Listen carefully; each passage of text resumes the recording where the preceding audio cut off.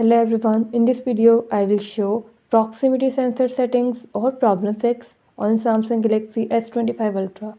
Before starting this video, please press the bell icon or do subscribe this channel. Let's start our video without wasting any time.